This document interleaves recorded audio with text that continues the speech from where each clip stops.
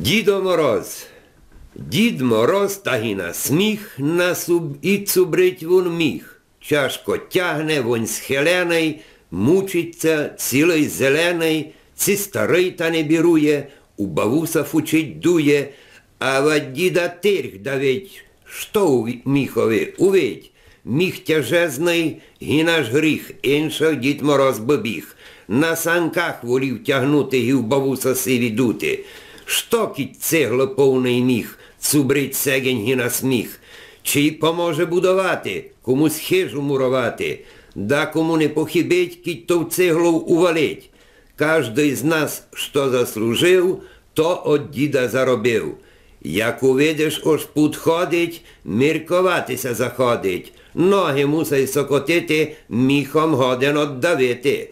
Бо не вийшло те храмати, далі діда треба стати. Не пілуй, не натягайся, шору свого дочекайся, і тобі щось дідо дасть, лембо не грабову масть, най хоч цукрик штого сцати, да що добро є достати. Найбо шовдар бо у міху, руснакові на втіху, май дорожий се дарунок, то я вам повім трафунок. Коли челядь ту бідує, Дід Мороз нас нагодує. Милим серцю дорогим, дітям молодим старим, зато то якийсь прожив, що за рукість наробив. Міх не задар та рагляє, що кому дідесько знає.